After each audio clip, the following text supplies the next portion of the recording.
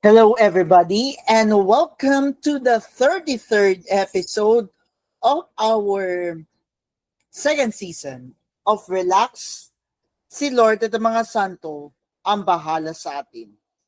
This is JM, and we are on our final week stretch of our second season. Ay konting pihit lang ng 3 araw sa Holy Week or 4 days sa Holy Week. And we're gonna focus on the readings for today on the Saturday of the fourth week in Lent, and we have a saint for today, which is Saint Vincent Ferrer, a priest. So now we're gonna focus on the readings for today on the Saturday of fourth week in Lent. Our first reading is taken from the book of the prophet Jeremiah, chapter 11, verses 18 to 20. A proclamation from the book of the prophet Jeremiah. I knew their plot because the Lord informed me. At that time, you, O Lord, showed me their doings. Yet I like Yet I, like a trusting lamb led to slaughter, had not realized that they were hatching plots against me. Let us destroy the tree in its vigor. Let us cut him off from the land of the living, so that his name will be spoken no more. But you, O Lord of hosts, O just judge, searcher of mind and heart, let me witness the vengeance you take on them, for to you I've entrusted my cause. The word of the Lord, thanks be to God. Our response to the responsorial psalm is, O Lord my God, in you I take refuge. O Lord my God, in you I take refuge. O Lord my God, in you I take refuge. Save me from all my pursuers and rescue me, lest I become like the lion's prey, to be torn to pieces with no one to rescue me.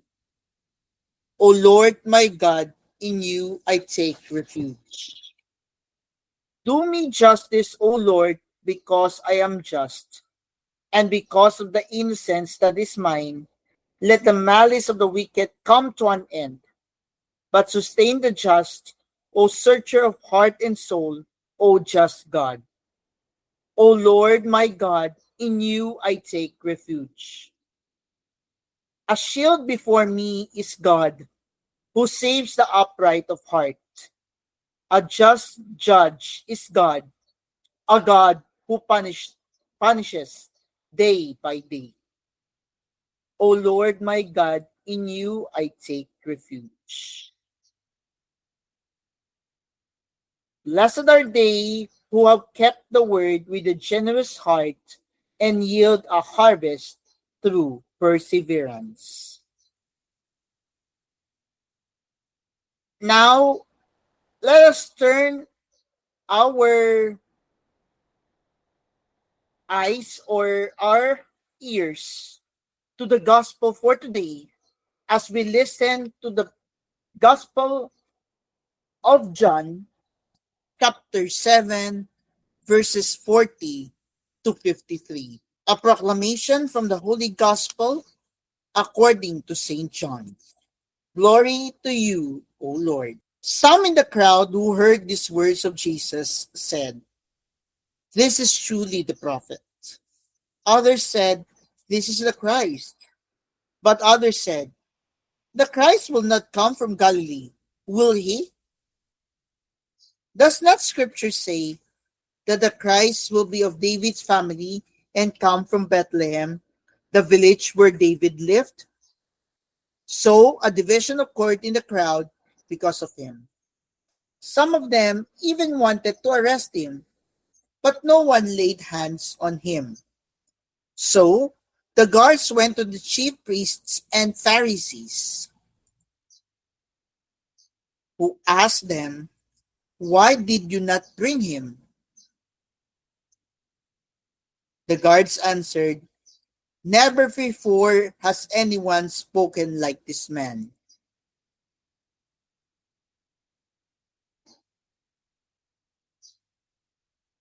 So the Pharisees answered them, "Have you also been deceived? Have any of the authorities or the Pharisees believed in him? But this crowd, which does not know the law, is accursed." Nicodemus, one of their members who had come to him earlier, said to them, "Does our law condemn a man before it first hears him and finds out what he's doing?" They answered and said to him, "You are not from Galilee also, are you? Look and see that no prophet arises from Galilee." Then each went to his own house. My dear friends, my fellow relaxers, this is the good news of our salvation. Praise to you, Lord Jesus Christ. Before we merely proceed to the reflection for today's episode, let us first look at the story of our saint for today, Vincent Ferrer. Saint Vincent Ferrer was born into noble family in Spain in 1150. As a young man, he entered the Dominicans and became a priest. After teaching theology for a number of years and carrying out many duties for the papal court, he was finally allowed to begin his true apostolate. He spent the last 20 years of his life traveling through Spain, France, Germany, the Netherlands, Switzerland, England, and Scotland, awakening the dormant consciences of sinners with his wondrous preaching. Speaking only his native Spanish, he was able to make himself understood by the people of all the nations in which he evangelized. Now known as the Angel of the Judgment, Vincent felt that he was a messenger of penance sent to prepare men for their judgment day. He was followed by an army of penitents, at one time as many as 10,000 people, drawn from every rank of society, who desired to remain under his guidance. He spent time preaching to the Jews and converted thousands to Christianity. He also converted hundreds of Muslims. Vincent was influential in working to end the Great Schism, which had divided the church into factions under various popes and anti-popes. The schism ended in 1417, while Vincent died in Brittany in 1419 and was canonized in the year 1433. Now, mostly we know um, that we have a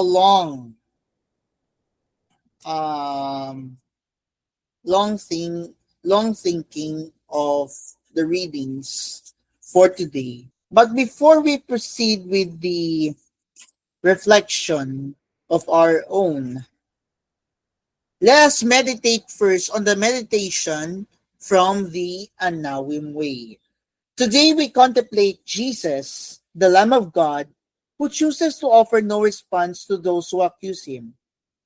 He is foreshadowed by the prophet Jeremiah in the first reading, describes himself to be like a trusting lamb led to slaughter. This prophecy is fulfilled in Jesus. Yes, Jesus, as indicated by John the Baptist, is truly the Lamb of God who takes away the sins of the world. He is the servant of God about whom Isaiah spoke. with such prophetic insight. Though harshly treated, he submitted and did not open his mouth, like a lamb led to slaughter or a sheep silent before shearers. He did not open his mouth. There's one notable difference between Jeremiah, the trusting lamb in today's first reading, and Jesus, the Lamb of God. Unlike Jeremiah, who says he did not realize that his enemies were hatching plots against him, Jesus, the true Lamb, knew very well what he would face in Jerusalem. Several times he foretold to his apostles the whole sequence of his passion and death at the hands of those in power, and his resurrection on the third day.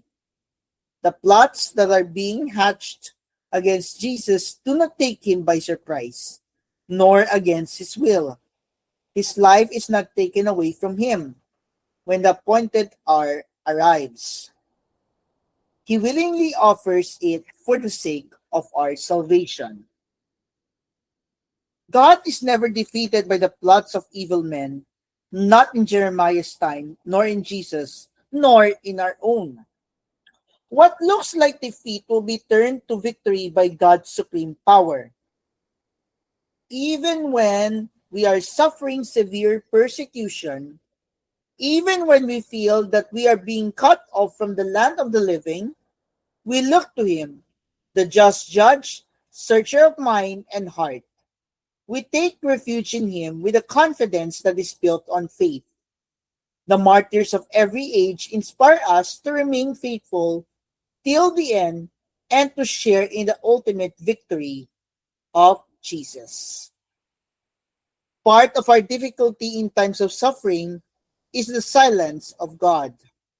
We cry out to Him for relief, but it seems that He does not answer, that He does not even hear us. We can feel utterly forsaken in such moments. Jesus experienced this too. The painful darkness of being forsaken by the Father, which is conferred in the Gospel of Matthew, chapter 27, verse 46. It is not that something has gone wrong or that God had failed. Rather, we pass through a period where faith gives us no sensible consolation. After the darkness, at the time appointed by the Father, comes light, the light of knowing once again, and even more deeply, the love of God. Before we proceed with the meditation from the Anawim on the Gospel, let's first listen to the meditation for today. Or let us introduce what is the theme of all the readings for this Saturday of the fourth week in Lent. On the Saturday of the fourth week in Lent, the Church presents readings that invite reflection on the challenges of living out faith in the face of opposition and the importance of discerning God's truth. The first reading from Jeremiah chapter 11 verses 18 to 20 shows the prophet facing plots against his life for speaking God's message. Yet, he trusts in divine justice. The responsorial psalm, which is taken from Psalm 7, echoes this trust, seeking refuge in God. The Gospel acclamation from Luke chapter 8 verse 15 emphasizes perseverance in keeping God's word with a generous heart. Finally, the Gospel from John chapter 7 verses 40 to 53 depicts division over Jesus' identity, with some recognizing him as the Messiah, while others, including religious leaders, reject him to preconceived notions. These readings collectively call us to examine our faith, trust in God during adversity, and remain open to His truth, especially during Lent as we prepare for the Easter Triduum and Easter season. As we journey through Lent, these scriptures encourages us to reflect on our own lives. Questions like, are we resisting God's message due to biases or fears? Like Jeremiah, can we trust God when facing opposition for our beliefs? The Gospel's portrayal of Nicodemus, advocating for fairness, reminds us to seek truth with an open heart. This season is a time of self-examination, letting go of prejudices and deepening our commitment to Christ through prayer, fasting, and almsgiving. Now, let us take a look at the liturgical significance of this Saturday of the fourth week in Lent, or the entire fourth week in Lent. The fourth week in Lent is a pivotal time in the liturgical season, leading believers toward the passion and resurrection of Jesus. Weekday readings during Lent are fixed annually, ensuring consistency across years, as confirmed by resources in the USCCB daily readings. This Saturday's readings align with the lectionary 249, emphasizing themes of trust, discernment, and perseverance, which are central to Lenten preparation. Now, let us deep dive down on the reflection of each reading for today's Saturday of fourth week in Lent. The first reading passage from Jeremiah depicts the prophet discovering a plot against his life due to his prophetic ministry. Jeremiah, likened to a meek lamb led to slaughter, entrusts his cause to God, appealing to the Lord's justice as the searcher of mind and heart. This reading highlights the persecution faced by those who speak truth, mirroring the Lenten theme of embracing suffering for faith, which is our week's theme in our 47-day Lenten journey that we experienced early this week until today, Saturday, on the Silent Saturday. Commentary from resources like Living Space notes the parallel to Jesus' Passion, suggesting Jeremiah's experience as a foreshadowing of Christ's trials. While the responsorial is a plea for refuge in justice, with the refrain, O Lord my God, in you I take refuge. It complements Jeremiah's trust, emphasizing God's role as protector against adversaries. The verses selected, which are verses 2 to 3, verses 9b-c to 10, and followed by verses 11 to 12, focus on seeking deliverance and affirming God's righteousness, reinforcing the call to rely on divine protection during times of trial, a fitting meditation for Lent's penitential focus. What about the gospel acclamation? Acclamation, blessed are they who have kept the word with a generous heart and yield a harvest through perseverance, is drawn from Jesus' parable of the sower. It underscores the importance of receiving God's word with openness and enduring in faith rather. Aligning with Lenten practices of prayer, fasting, and almsgiving to cultivate spiritual fruitfulness. This verse, that verse is coming from a Bible which is in American version. What about the gospel? Let us first focus on the meditation on the Anawim Way for today's gospel. In today's gospel, Jesus remains silent, a silent lamb, a suffering servant. Meanwhile, the crowds come up with various opinions about him. Some believe that he is truly the prophet. Others say that he is the Christ.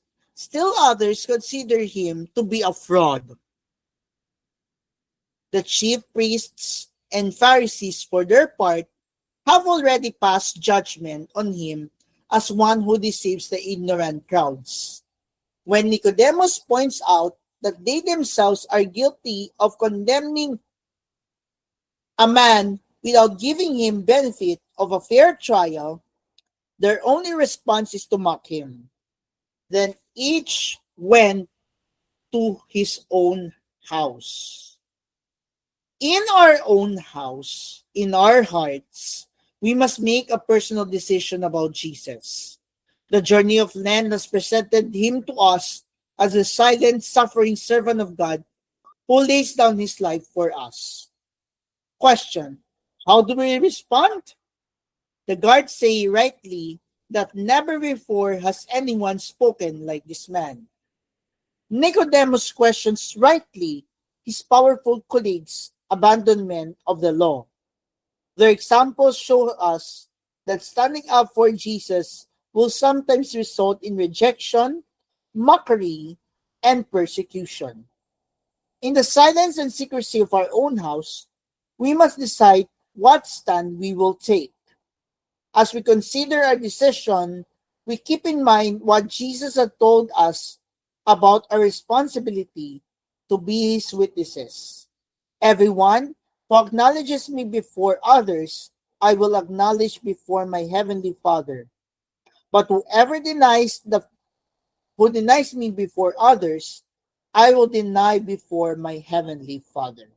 That's according to Matthew chapter 10, verses 32 to 33. In addition, this passage captures a moment of division during the Feast of Tabernacles, where Jesus' teaching causes debate.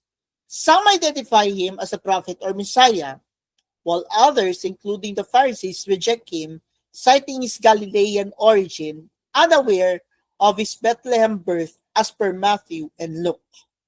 The guards sent to arrest Jesus return impressed, and Nicodemus advocates for a fair hearing, citing legal principles, but is rebuffed. The Living Space commentary highlights Johannine irony, noting the leader's ignorance and the call to examine personal prejudices that hinder accepting Jesus' message.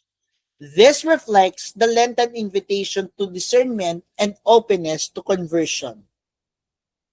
The readings weave a narrative of trust amidst opposition, discernment of truth, and perseverance in faith, resonating with Lenten themes of repentance and preparation for Easter Triduum and Easter season. Jeremiah's trust in God despite persecution models resilience for believers facing modern challenges. The Psalms' refuge seeking aligns with Lenten prayer, while the Gospel acclamation encourages steadfastness in spiritual practices. The Gospel's division over Jesus' identity prompts self-reflection on biases, urging us to emulate Nicodemus' openness. In the Lenten context, these themes call for self-examination, letting go of preconceived notions, and deepening commitment to Christ. The commentary from Living Space suggests praying for an open mind to accept Jesus' message, relevant for personal growth during the season. This aligns with the USCCB's reflection approach, emphasizing practical application in daily life.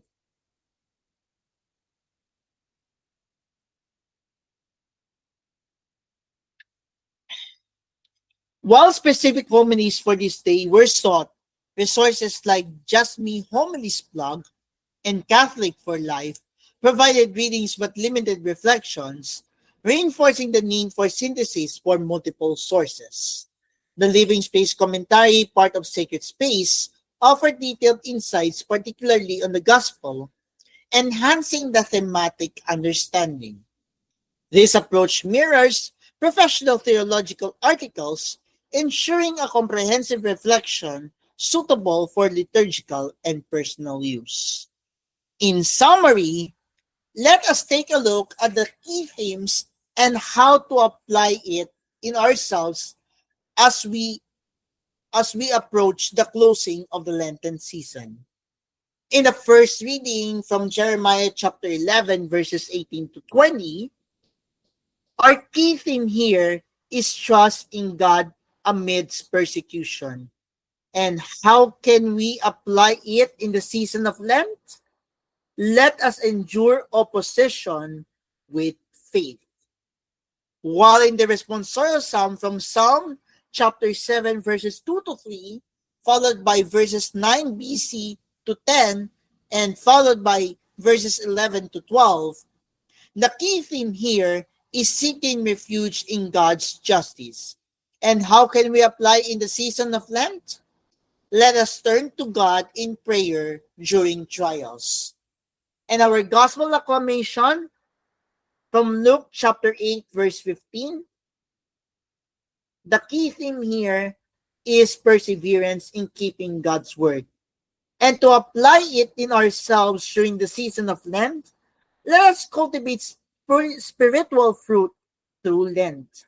And finally, in our gospel for today, taken from the Gospel of John, chapter 7, verses 40 to 53, the key thing here speaks about discernment and division over Jesus.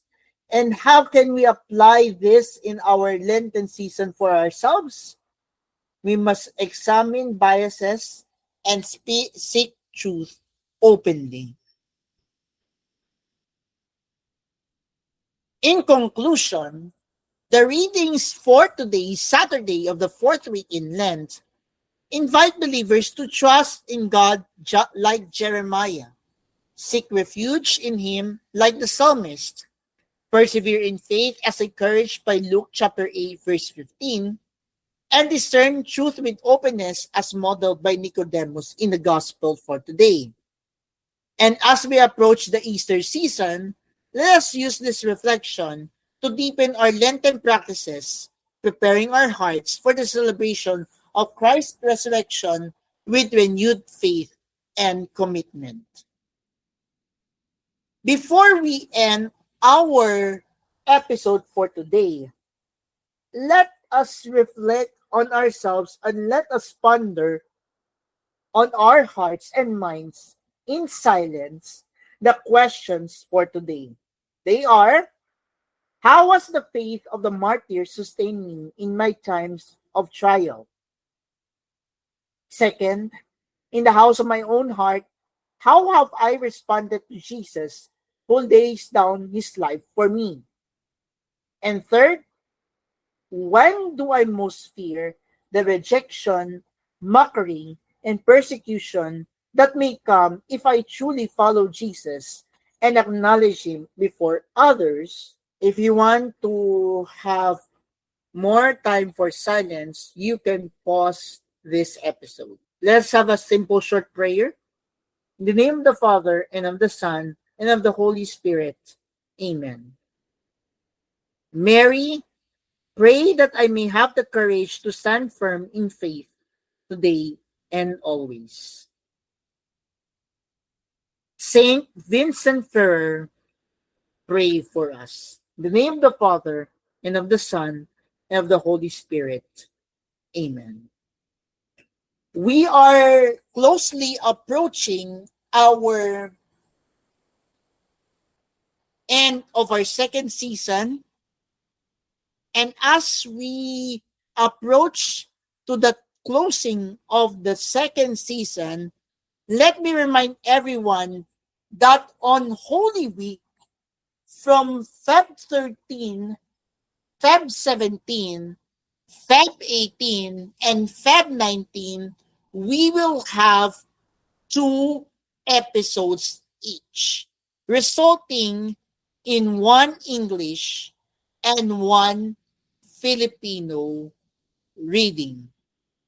Meaning, we have 1 English episode and 1 Filipino episode on Palm Sunday, Maundy Thursday, Good Friday, and Black Saturday. And our schedule for our Easter Triduum will be as follows. Our episode for Monday, Thursday will be at 2 p.m. for the Filipino episode and 3 p.m. for the English episode. Let me repeat it again. Our Monday, Thursdays Filipino episode will be at 2 p.m. and our Monday, Thursdays English episode will be at 3 p.m. because the celebration of the Lord's Supper will take place at 5 p.m. While the